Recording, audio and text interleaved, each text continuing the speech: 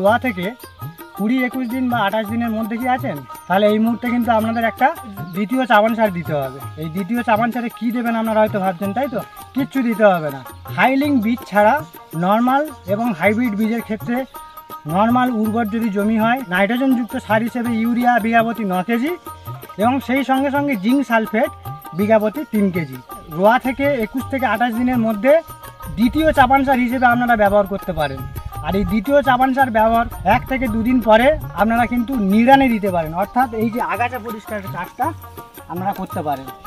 সার দেওয়ার 1 থেকে 2 দিন পরে করলে সারটা ভালোভাবে মাটির সঙ্গে মিশে যায় এবং পচতে সাহায্য করে। আর নিড়ানি দিলে গাছের গোড়া আলগা করতে সাহায্য করে, গাছের গোড়াটা আলগা হয়, ফলে পাশকাঠির সংখ্যা বাড়ে। যেহেতু দ্বিতীয় চামান সারে আপনি নাইট্রোজেনযুক্ত সার দিচ্ছেন এবং জিঙ্ক সালফেট দিচ্ছেন, নাইট্রোজেনযুক্ত সার দেওয়ার জন্য আপনার জমিতে কিন্তু পাশকাঠির সংখ্যা বাড়াবে, সেই সঙ্গে সঙ্গে গাছটা লম্বায় বাড়তে সাহায্য করবে, গাছের কালার ফিরিয়ে আনবে। আর যেহেতু আপনি জিঙ্ক সালফেট দিচ্ছেন, এর মধ্যে রয়েছে জিঙ্ক এবং সালফারের গাছের গ্রহণীয় যে ফর্ম সালফেট সেটা রয়েছে। জিঙ্ক থাকার জন্য জিঙ্ক ঘটিত যে রোগগুলো হয়, যেমন খয়রা রোগ, এই রোগগুলো কিন্তু আসতে বাধা দেবে, পাতার রং ফিরবে।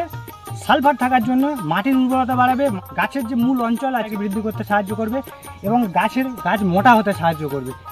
অনেকে দেখেছি এই নিড়ানি দেওয়ার সময় আগাছাগুলোকে নিয়ে বাঁধের দিকে ছুঁড়ে দেয়, আগাছাগুলোকে বাঁধের ওপরে না ছুঁড়ে ফেলে দিয়ে এরকমভাবে দলা পাকিয়ে গাছের গোড়ার দিকে চেপে দিলে এটা পচে গাছের উপযুক্ত সার হিসেবে তৈরি হয়ে যাবে এবং গাছের গোড়াটা আলগা রাখবে, তাহলে পাশকাঠির সংখ্যা অনেকটা বৃদ্ধি পাবে। এরপরে আপনারা 45 থেকে 50 দিনের মাথায় তৃতীয় চাপান সার বা শেষ সার কী দিতে চান সেটা জানতে হলে কিন্তু কমেন্ট করে জানাবেন, তাহলে পরবর্তী ভিডিও আসবে।